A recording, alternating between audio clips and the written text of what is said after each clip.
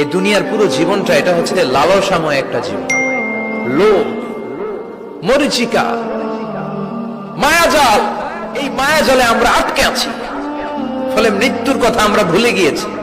পাগলের মতো ছুটছি, আরো টাকা লাগবে, আরো খ্যাতি লাগবে, আরো যশ লাগবে, আরো দাপট লাগবে। আমার এত টাকা দিয়ে কি হবে? এত সম্পদ দিয়ে কি হবে? এত ব্যস্ততা দিয়ে কি হবে? তোমার স্টপ, থামুন, অনেক হয়েছে। আম্মা থামুন, take a rest, take a breath and think about death. Think that you have to go back to your Lord. একটু বসেন না, একটু ভাবেন যে আমাকে চলে যেতে হবে, চলে যেতে হবে। এই কোলাহল, এই ব্যস্ততা, এগুলো থাকবে, থাকবো না আমি।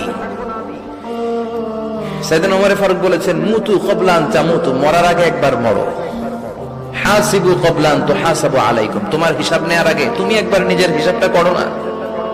কাগজ বের করে একটু লিখো না কি কি ভালো কাজ করছিলা, যেগুলো দিয়ে নাজাতের ওসিলা হতে পারে।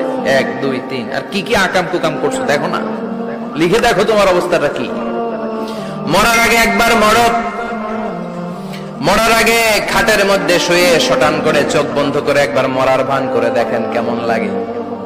চোখটা বন্ধ করেন আর ভাবেন আপনি নাই, কি কি হতে পারে ভাবেন।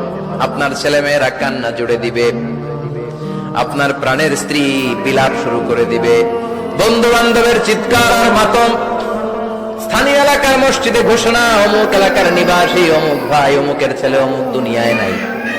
সব আত্মীয়রা চলে আসবে, ফেসবুকে স্ট্যাটাস দেয়া হবে, সবাই সবাইকে জানাবে বিকাল 4টায় অমুক হাই স্কুল ময়দানে আপনার জানাজা। ছুটে আসবে, সবাই ছুটে আসবে আপনাকে শেষ বিদায় দিতে, গুড বাই জানানোর জন্য, আল ওয়াদা, বিদায় জানাতে আসবে সবাই। 4 তাকবীর দিয়ে আপনার জানাজা হবে, অশ্রুসিক্ত জানাজায় আপনার বিদায় হবে। কাঠের খাটিয়ার মধ্যে করে কাঁধে তুলে আপনার কবরে নেওয়া হবে। আগে থেকে খুঁড়ে রাখা কবরটার মধ্যে আপনারে বিছিয়ে দেয়া হবে। বাঁশের কচি দিয়ে তার উপরে মাটির চাপা দিয়ে সব চলে যাবে।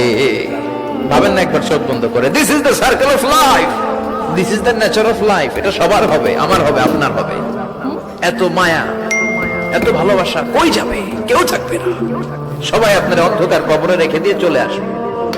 উপরে বাঁশের কঞ্চি, তার উপরে মাটির চাপা, অন্ধকার আর অন্ধকার। এই অন্ধকার যেন শেষ হতে চায় না, শুধুই অন্ধকার, ঠিক কিনা? এজন্য আমাদের চলে যেতে হবে। দাদা গেল, চাচা গেল, মামা গেল, আমাদেরকেও যেতে হবে। জোরে কোন ঠিক কিনা? আপনারা টাইটানিক জাহাজের নাম শুনেছেন? টাইটানিক জাহাজের 8 গুণ 10 গুণ বড় একটা জাহাজ আছে, আইকন অফ দ্য সি, আমি দেখে এসেছি।